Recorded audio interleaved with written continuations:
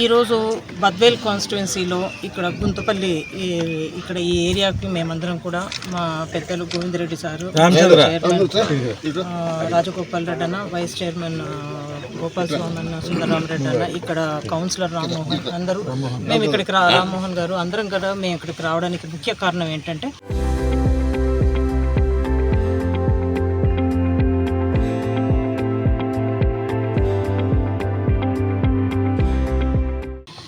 ఒక 4-5 రోజుల నుంచి ఒక 1 వీక్ నుంచి ఇక్కడ ఈ ఏరియాలో జరుగుతున్నది ఏంటంటే ఇక్కడ దాదాపుగా అంటే 96 నుంచి తీసుకుంటే వివిధ కాలాల్లో పేదలకు ఇంటి స్థలాలు ఇవ్వడం జరిగింది. అంటే దాదాపు ఒక 250 దాకా ఇంటి పట్టాలు కొన్ని టైమ్స్లో కొంతమందికి ఆపరేషన్ అయిన తర్వాత 96లో ఇవ్వడం, కానీ ఆ తర్వాత పేదలకు 2001, 2004 అట్లా ఈవెన్ టీడీపీ గవర్నమెంట్లో కూడా అసైన్ చేసిన హౌస్ సైట్స్ ఇక్కడ ఉన్నాయి. వాళ్ళందరూ కూడా ఇంతకుముందు చాలాసార్లు ఎంఆర్ఓ దగ్గర తిరిగినప్పుడు కొన్నిసార్లు వాళ్ళకి సర్వే చేసి సైట్లు చూపించలేదు. అయినప్పటికీ కొంతమందికి ఐడెంటిఫై చేసిన వాళ్ళు బేస్మెంట్స్ కూడా వేసుకొని ఉన్న పరిస్థితి ఉండింది. అయితే ఈరోజు కొత్తగా కూటమి ప్రభుత్వం అధికారంలోకి రాగానే వీళ్ళు పేదలకు హౌస్ సైట్స్ ఇస్తామని ఆల్రెడీ ఇక్కడ ఉన్న పేదలందరి బేస్మెంట్స్ కానీ ఏవైతే ఉన్నాయో అవన్నీ కూడా పగలగొట్టి ఈ ఏరియాలో ఇప్పుడు మనం ఎక్కడ నిలబడి ఉన్నామో ఇక్కడైతే ఎలక్షన్ అయిన ఇమ్మీడియట్గా ఒకరు ఇక్కడ పిచ్చుకుంట వర్గానికి చెందిన వాళ్ళు ఇల్లు వేసుకొని వాళ్ళ సామాన్లు మందులు అన్నీ పెట్టుకుంటే మొత్తం అంతా కూడా డిమాలిష్ చేయడం జరిగింది. ఈరోజు మేము అడిగేది ఏంటంటే ఈ గవర్నమెంట్ మారిన తర్వాత మీకు మ్యాండేట్ ఇచ్చిన తర్వాత మీరు పేదల పక్షాన్ని నిలబడాల్సింది పోనిచ్చి ఉన్న పేదలందరినీ వాళ్ళందరినీ ఇల్లు లేకుండా చేసి మీరు మళ్ళీ కొత్తగా మేము హౌస్ సైట్స్ ఇస్తాం అనడం ఎంతవరకు న్యాయం? అంటే 96 నుంచి గవర్నమెంటే వివిధ టైంలలో వీళ్ళకి ఇచ్చినవి వాటికి ఇంకా ఏంటి మరి వాటికి ఏమి వాల్యూ లేదా? ఇలా మనమే ప్రజలకు నమ్మకం లేకుండా చేస్తే ఎట్లా? ఇది ఒకటే కాకుండా దీని వెనక ఒక పెద్ద కుట్ర ఉందన్నది అందరూ అనుకోవడం. అది కాకుండా ఈ గుంతపల్లి ఎస్సీ హరిజనవాడ అక్కడ గ్రామ కంటకం ఉంది. అది కూడా ఇప్పుడు ఈ మధ్యలో గవర్నమెంట్ మారిన తర్వాత అది మీరు కూడా కావాలంటే ప్రెస్ వాళ్ళు దాని మీద రీసెర్చ్ చేయమని కోరుతున్నాను. దాని స్టేటస్ మారిపోయింది. అది ఆన్లైన్ ప్రైవేట్ వాళ్ళకి ఎక్కింది. ఒక గ్రామ కంటకం ఎస్సీ హరిజనవాడలో ఓసీ కమ్యూనిటీ వాళ్లకు ఎలా ఎక్కుతుంది? ఇట్లా ఈ విధంగా పేద బడుగు బలహీన వర్గాలని ఇలా చేస్తే ఎట్లా? దీంట్లో అన్ని కులాలు అన్ని వర్గాల వాళ్ళల్లో బీద వాళ్ళందరూ ఇక్కడ సైట్స్ తీసుకున్నారు. ఇలా చేయటం ఎంతవరకు సబబని ఈ కూటమి ప్రభుత్వం వాళ్ళని అడుగుతున్నాము.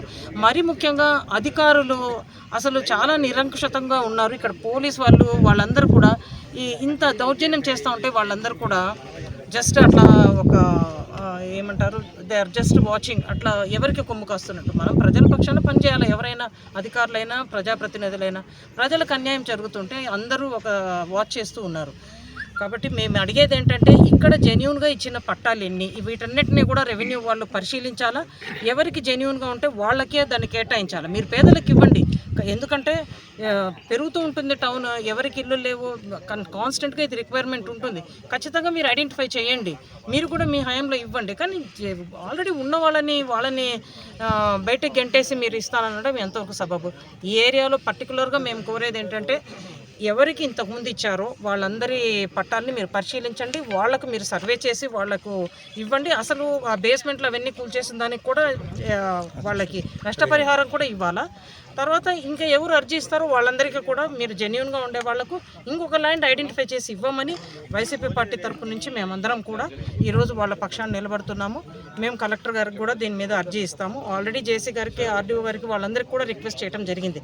కానీ ఇన్ స్పైట్ ఆఫ్ అవర్ రిక్వెస్ట్లు మేము ఎన్నిసార్లు చెప్పినా కూడా అది యథావిధిగా వాళ్ళందరికీ తెలిసే ఇది జరిగింది. వాళ్ళందరూ ఎన్నిసార్లు చెప్పినా కూడా దాన్ని కనీసం టెంపరీగా స్టాప్ చేసి పరిశీలించే పరిస్థితి కూడా ఇప్పుడు అధికారులు తీసుకోవటం లేదు.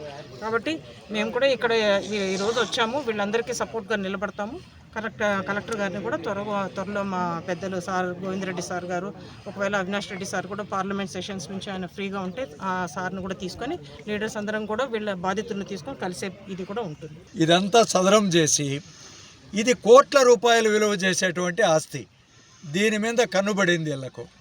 ఇది ఏదో ఒక విధంగా ఏదో ఊరికే పేరు మాత్రం పైకి మాత్రం మేము పేదలకు మిగతా వాళ్ళకు ఇస్తామని చెప్పి జిల్లా కలెక్టర్ గారిని నిజానికి మిస్లీడ్ చేసినారు అని మాకు అర్థమవుతా ఉంది. ఇది అయ్యా మళ్ళీ మనంతా కూడా ఈ ప్రభుత్వంలో మేము కొత్త స్థలాలు ఇవ్వాలి అనే ఉద్దేశంతో వారికి చెప్పారు. మేమంతా విజ్ఞప్తి చేస్తున్నాం. జిల్లా కలెక్టర్ గారు మీరు వచ్చి చూడండి ఇక్కడ జరిగేటువంటి ఏ విధంగా డిమాలిష్ చేశారో. వాళ్ళు కట్టుకోవడానికి స్థలాలు ఇప్పుడు ఇది ఇచ్చిన తర్వాత మేము ఇంతకుముందు జగనన్న కాలనీలో మాత్రమే ఇల్లు ఇచ్చాము, అక్కడనే కట్టుకోమన్నాం. కానీ వీళ్ళు అప్పుడు ఎందుకు కట్టుకోలేకపోయినారంటే బయట ఇవ్వలేదు వైఎస్ఆర్ కాంగ్రెస్ పార్టీ ప్రభుత్వంలో. నిజానికి అప్పుడేగిన వీళ్ళకున్నటువంటి స్థలాలకు ప్రభుత్వం గిన ఇల్లు ఇచ్చింటే కట్టుకుండేవాళ్ళు. ఇప్పుడు ఈ ప్రభుత్వం ఏమన్నది, లేదు మీకు ఎక్కడున్నా కూడా మీరు స్థలం చూపుకోండి అని అంటే ఆ స్థలంలో వాళ్ళు ఇల్లు కట్టుకోవడానికి 3 లక్షల రూపాయలు శాంక్షన్ చేశారు. నిజానికి కొన్ని ఇల్లు శాంక్షన్ చేశారు. ఆ శాంక్షన్ చేసి మా హౌసింగ్ వాళ్ళు కూడా డబ్బులు కూడా ఇచ్చారు. ఇక్కడ ఉండేటువంటి కొన్ని ఇళ్లకు బేస్మెంటాలు వేసుకున్నారు, ఆ ఇల్లు కూడా పగలగొట్టేశారు. అంటే ఇది అంత దౌర్జన్యం ఏ విధంగా జరుగుతూ ఉంది, ఏ విధంగా ఈ భూమి మీద కన్నుబడింది. వీళ్ళందరూ చూడండి, మీరందరూ కూడా ప్రెస్ వాళ్ళు అందరూ ఉన్నారు. ఇదంతా కూడా ఏ విధంగా దీన్ని తీసుకెళ్తారు, ఏ విధంగా ఎవడు ఎంతెంత పంచుకుంటారు అనేటంతా కూడా మనం చూద్దాం. ఈ విధంగా ఈ ప్రభుత్వంలో జరిగేటువంటి అన్యాయాలు ప్రజలు రేపు పొద్దున ఆగ్రహిస్తే ఈ ప్రభుత్వంలో ఇక్కడుండే ఎవడు మరి బతికి బట్ట కట్టలేరు. మీకంతా కూడా మేము వైఎస్ఆర్ కాంగ్రెస్ పార్టీ తరఫున మేమంతా వార్నింగ్ ఇస్తున్నాం. మీరు ప్రజలకు మీకు అధికారం వచ్చింది, ఖచ్చితంగా మీరు మంచి చేయండి. మేము జగనన్న కాలనీ ఇక్కడ 8,000 బిల్డింగులు ఇచ్చినాం టౌన్లో. మొత్తం ఆనాడు రాజశేఖర రెడ్డి గారి కాలం నుంచి కూడా శాచురేషన్ పద్ధతిలో ఇంకా ఒక ముందుకు జగన్మోహన్ రెడ్డి గారు ముందుకొచ్చి ఇళ్ల స్థలాలు ఇచ్చారు. యావత్ ఆంధ్ర రాష్ట్రం అంతా కూడా 80,000 కోట్ల రూపాయలకు ఆయన ఇళ్ల స్థలాలు ఇచ్చే మన బద్వేల్ నియోజకవర్గంలో కూడా ఇల్లు లేని వాళ్ళందరికీ కూడా 11,000 ఇచ్చాం, 11,000 ఇల్లు ఇచ్చాం. అయితే ఇలాంటి చోట బిల్డింగులు ఇవ్వలేకపోయినాం. కాబట్టి మీరు ఇలాంటి చోట బిల్డింగులు ఇవ్వండి, మీరు వాళ్ళందరూ కట్టుకోవడానికి టైం ఇవ్వండి. 1 సంవత్సరంలో మీరు బిల్డింగ్ కట్టకపోతే అయ్యా మీరు క్యాన్సిల్ చేస్తానని చెప్పండి. కానీ ఈ విధంగా దౌర్జన్యం చేసి ఆ బీదలు పాపం వాళ్ళు మహిళలు పిల్లలు వాళ్ళు వస్తే వాళ్ళందరినీ గుంజేసి పక్కన పడేసి మీరు ఈ విధంగా చేస్తున్నారు. మీరు ప్రజాస్వామ్యవాదులు ఎవరు కూడా మిమ్మల్ని ఎట్టి పరిస్థితిలో కూడా మిమ్మల్ని సహించరు, మీకు ఖచ్చితంగా బుద్ధి చెప్తారు. మనం ఇదంతా కూడా ఎరుకగలిగి మనం మసలుకోకపోతే మీకు మరి భవిష్యత్తులో పుట్టగతులు ఉండవు. కాబట్టి మీరు దయ ఉంచి ఇప్పటికైనా ప్రజలు ఏమడుగుతున్నారు, వాళ్ళకి ఏం కావాలి అని మీరు అధికారంలో ఉన్నప్పుడు 4 మంచి పనులు చేస్తే మనం అధికారం ఉన్నా లేకపోయినా రేపు పొద్దున మళ్ళీ కూడా పలానాయన ఈ పని చేస్తారని చెప్పి మన వల్ల 4 కాలాలు బీదలు ఎప్పటికి కూడా మన వల్ల గుర్తుపెట్టుకుంటారు. కాబట్టి ఈ వార్నింగ్తో మేమంతా కూడా మీకు మరొక్కసారి ఈ హెచ్చరిక చేస్తున్నాం. మీరు ఇప్పటికైనా మించిపోయింది లేదు. ఎవరికైతే వీళ్ళందరినీ కూడా మీరు ఎవరికి ఈ స్థలాల అర్హత ఉందో వాళ్ళందరికీ కూడా బీదలకి ఇక్కడ ఉండే వాళ్ళందరికీ కూడా ఇళ్ల స్థలాలు కేటాయించాలి.